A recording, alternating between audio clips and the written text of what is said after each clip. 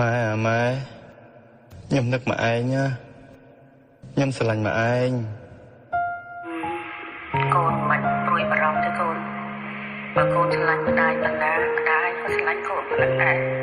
ដូច្នេះសូមជួយពរឲ្យកូនសុខសប្បាយមានទេចឹងដែរណាកូនណា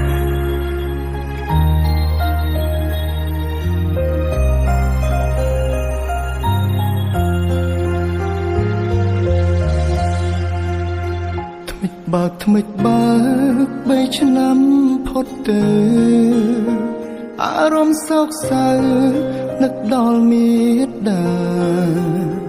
នឹករឿងកូនឡងពេលនៅកុមារ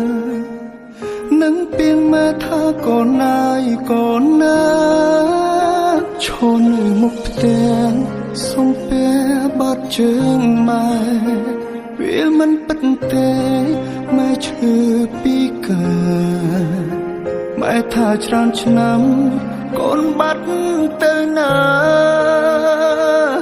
ហើយចុងគ្រួសារកូនធូរធាឬអម៉ែអើយម៉ែឲ្យកូនសុំទោកូនពិតជាខុ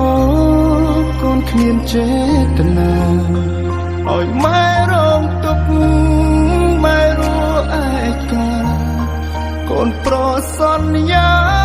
នឹងមើលថែម៉ែអើយម៉ែ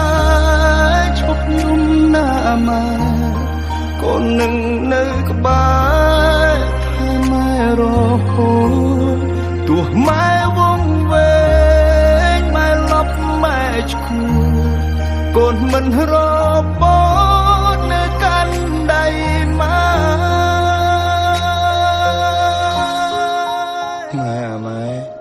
ម៉ែអត់ដែរប្រាប់កូនថាឯងហត់អត់ដែរប្រាប់កូនថាឯងឈឺម៉ែតែប្រាប់កូនថាម៉ែមិនអីទេហើយកូនសុំកូនណាណាហើយកូនមិនដល់ម៉ែឯកាមរហូតពីថ្ងៃនេះទៅកូនមិនទៅណាចាំម៉ែទៀតទេឈរនៅមុខផ្ទះសុំពេលបាត់ជើងម៉ែវាមិនពិតទេម៉ែឈឺពីកើតម៉ែថាច្រើនឆ្នាំកូនបាត់ទៅណាហើយចុងគ្រួសារកូនធូរធាឬអម៉ែអើយម៉ែឲ្យកូនសុំទោកូនពិតជាខុសកូនគ្មានចេតនាឲ្យម៉ែរងទុក្ខម៉ែរួឯកាកូនប្រសន្យានឹងមើលថែម៉ែអើយម៉ែឈប់យំណាម៉ែកូននឹងនៅក្បែ